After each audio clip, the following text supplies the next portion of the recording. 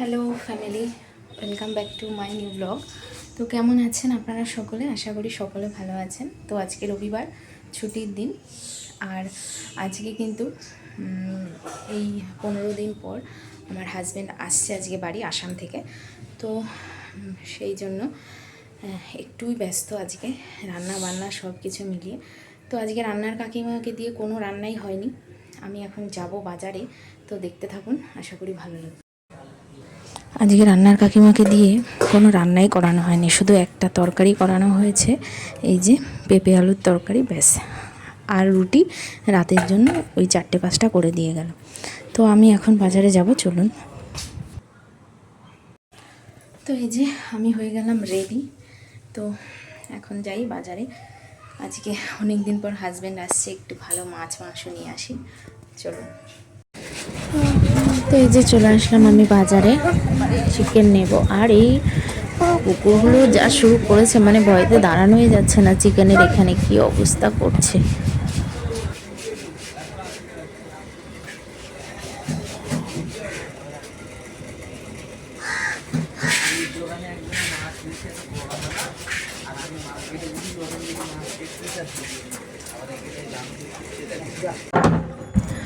তো যাই হোক, আমি বাজার করে আনলাম, এনে এখন ঠাকুরঘর পরিষ্কার করতে ছাদে চলে আসলাম।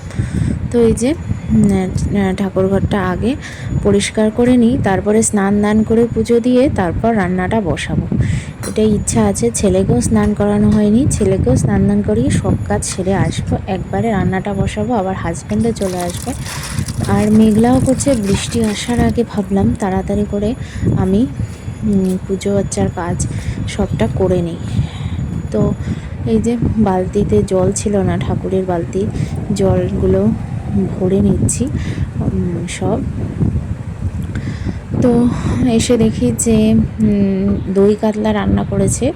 এই যে রান্নার কাকিমা এসেছিলো, শুধু পেঁপের তরকারি ডাল করে গেছে, ভাত করে গেছে।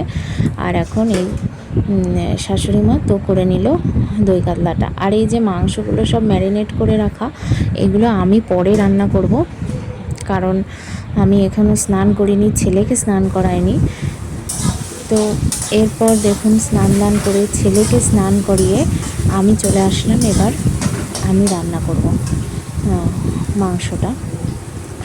তো বসিয়ে দিয়েছি। আর এই যে পেস্ট আমি করেই রেখেছি, মাংসটাও ম্যারিনেট করা আছে। তো এই যে মাংসটা এখন বসিয়ে দিলাম, হতে থাক আস্তে আস্তে।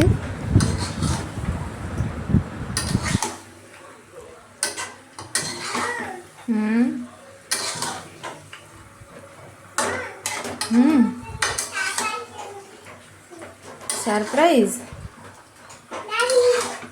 কিসের সারপ্রাইজ? ওরে বাপরে, গাড়ি এইখানে রান্নাঘরে? বাইরে নিয়ে যাও, বাইরে।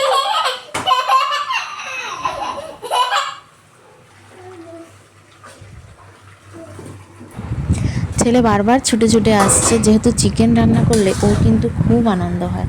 তো বারবার ছুটে ছুটে আসছে দেখতে যে চিকেনটা হলো কি না।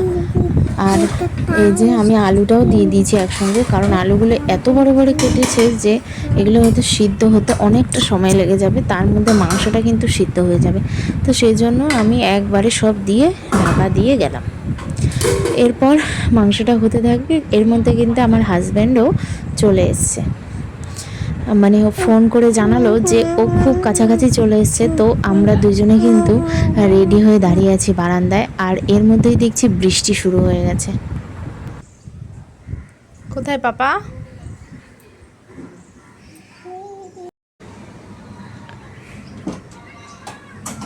গাড়িতে করে এসছে?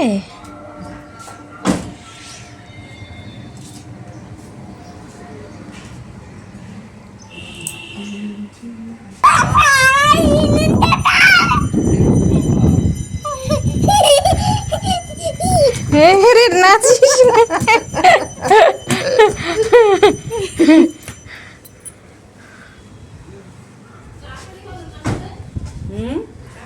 ওর বাবা এসছে আজকে, তাই নাচছে। আমি তো কিনে দিয়েছি গুলো আগে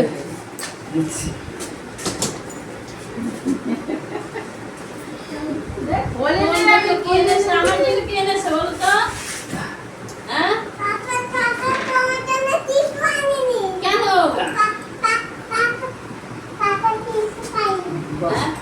পাপা কিছু পায়নি।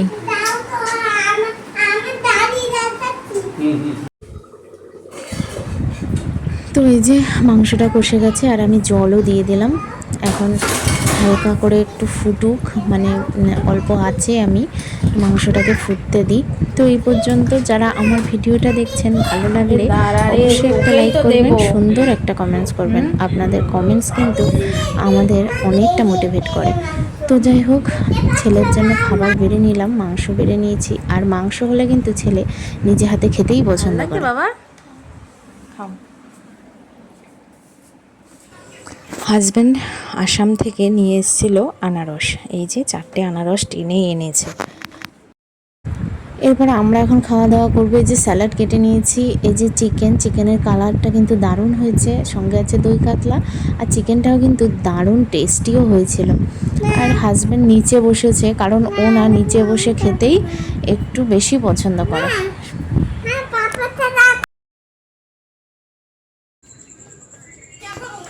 তো এরপর সন্ধ্যা থেকে শুরু করলাম আবার। সন্ধ্যাবেলা এখন চা বানাচ্ছি, তো হাজব্যান্ড তো লিকার চাই খায়, আর এইদিকে দুধটাও কিন্তু আমি জাল দিয়ে নিচ্ছি।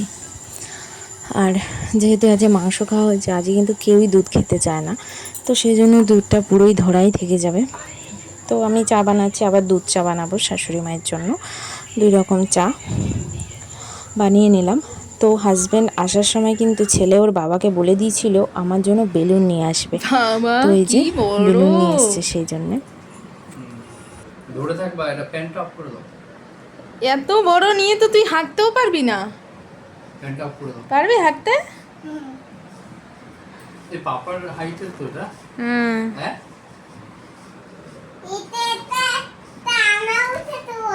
ফ্যান অফ করে দাও, নাহলে ফ্যানে লেগে ফেটে যাবে এখন। আনারসটা আমি ভালোভাবে কাটতেই পারি না, তো সেই জন্য হাজব্যান্ড এখন আনারস কাটছে, আর ছেলে বলছিল আনারস খাবে, সেই জন্য কাটছে। আর আসাম শিলংয়ের দিকের আনারসটা এত মিষ্টি হয় আর এত রস হয়, যে কারণে ও ওখান থেকে আনারস সবসময় নিয়ে আসে। আর এইখানের আনারস ও ছুঁয়েও দেখে না, কোনো দিন কেনে না, এক কামড় মুখেও দেয় না। আর সত্যি এই আনারসগুলো দারুণ টেস্টি হয়। তো যাই হোক, এখন আনারস কাটছে, খাওয়া দাওয়া হবে। আর ছেলেও কিন্তু খুব খুশি হয়েছে আনারসটা খেয়ে। আজকের ভিডিওটা তাহলে এই পর্যন্তই। আপনাদের কেমন লাগলো কমেন্টস করতে ভুলবেন না। টাটা।